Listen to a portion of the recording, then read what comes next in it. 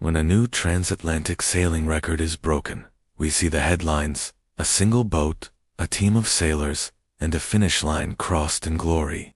But behind every record, there's another story, one that unfolds in the shadows, far from the cameras.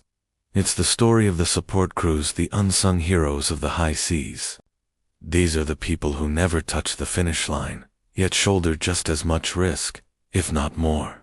Long before the main vessel even leaves port, the support crew is already at work. They spend months meticulously planning routes, analyzing weather systems that stretch for thousands of miles, and preparing for every imaginable emergency. They accept a silent contract. If something goes wrong out there, they are the first and often only line of defense.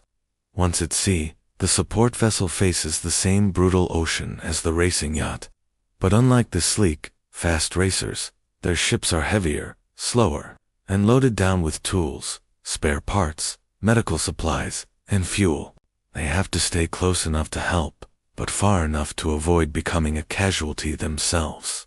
When a storm hits, they don't have the option to outrun it.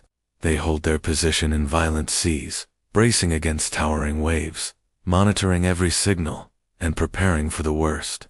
Imagine trying to repair a damaged mast, or a hull breach on a deck that's pitching violently, with icy water crashing over the rails, and the wind screaming so loud you can even hear yourself think. Tools get slippery, hands go numb. One wrong move, and someone is overboard in conditions where rescue is nearly impossible.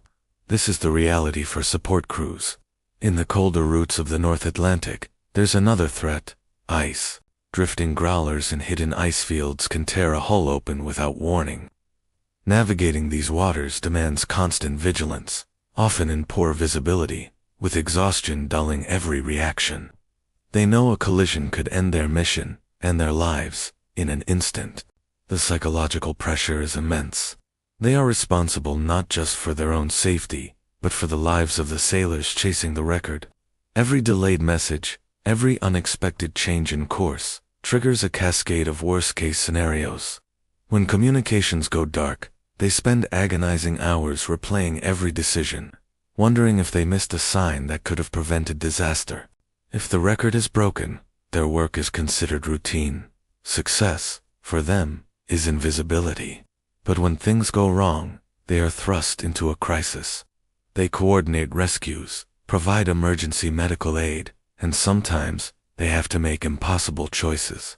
These decisions are made far from public view, guided by experience, instinct, and a deep respect for the ocean's unforgiving nature. These crews have prevented countless tragedies. They've towed damaged boats through raging storms and performed on-fly medical procedures with limited gear.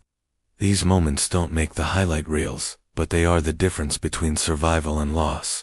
The pursuit of a transatlantic record isn't just a battle between a sailor and the sea. It's a collective effort, sustained by people willing to face danger without any promise of recognition. They are the ones who monitor screens through sleepless nights, who sail into storms instead of away from them, and who accept that their job is to protect others, even at great personal risk.